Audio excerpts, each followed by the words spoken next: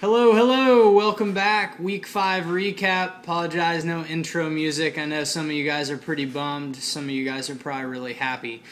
Sorry for getting this out so late. I know it was a couple of days later than normal, but been pretty busy. So, congratulations. First things first to Jeff Beams, 5-0. Congratulations, first team ever to start off 5-0. History of the league. Interesting fact that only 4 teams right now at this point are above 500 on the season.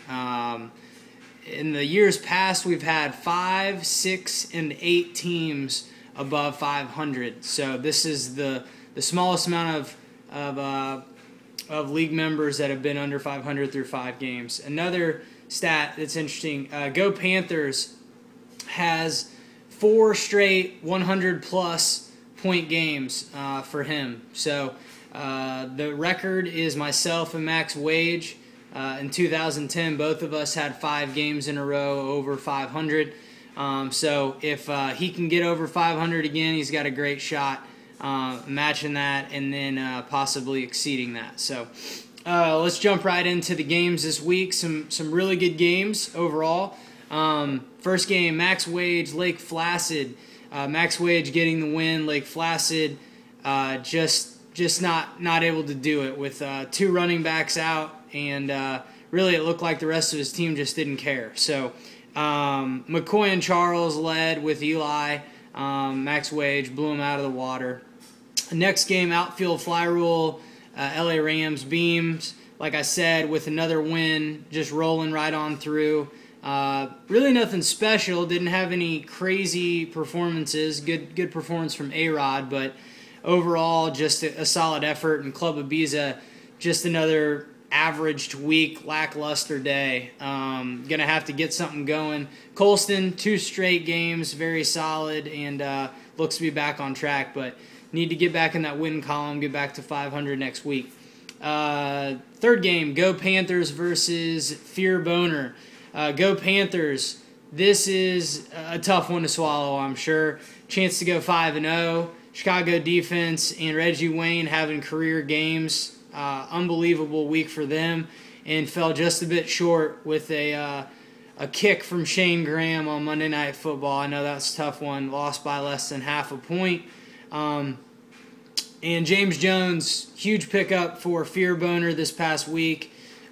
Picked him up, I believe, either Friday or Saturday, maybe even Sunday, and got the win. That was big to get him back to 2-3 and a fighting chance at the playoffs. So, fourth game, myself and Chuck Person. I got the win. A common theme over the last few weeks, I've just been extremely lucky.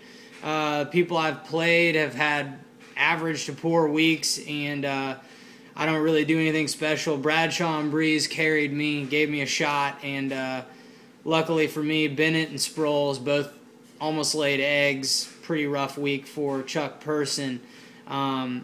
Fifth game, Halfway Crooks.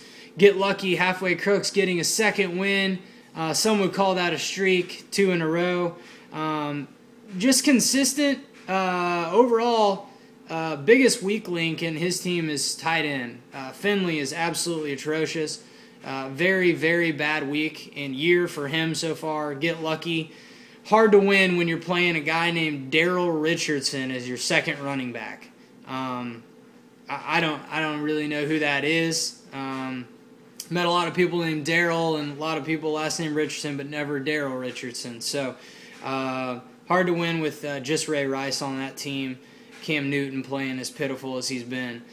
Turdbird, Sack-A-Hammer's last game. Turdbirds with the loss, falling 3 in a row there. Looks strong to start the year, and week 3, 4, 5 been tough for him. Foster can't carry the load for everybody. Need more consistency on your team. A little bit more balanced attack seems to be the way to go. Sack-A-Hammer's finally getting a win. Excited for you. Everybody's off the schneid this week. Explosion. You went over 120, I think, and 4 players at 18 points or more. Solid week. Maybe this will get you back on track and hopefully string together some wins and have a fighting shot at the playoffs. Let's jump right into our predictions for the week. First game, myself and Beams. Like I said last week, I will never pick against Beams until he finally loses. That being said, I'm still going to go with Beams. I am losing Breeze and Graham on a bye week this week, so two of my bigger guns are going to be gone. I need a miracle. Get lucky, Sack of Hammers. Going to ride the hot train, Sack of Hammers. No Cam and no Hope. Be playing Daryl Richardson again, I guess. I'm not quite sure what the plan is there. So go Sack of Hammers. Go Panthers, Chuck Person. Go Panthers, your best player's not playing. That's the Chicago defense, my friend. No defense and no Steve Smith. I think Chuck Person has great matchups this week. Plan on him getting back on track, getting to 3-3. Max Wage, Club Ibiza. Got to go with Max Wage. Get him to 4-2 on the year. And no Forte. No Forte for Chuck Person. Or sorry, Club Ibiza this week. Picked up, I don't know, some garbage running back. I'm not sure who you picked up on waivers. Max Wage, full strength. Don't see you losing. Turd Birds, Lake Placid. Got to go with Turd on this. Turd Birds, may not change.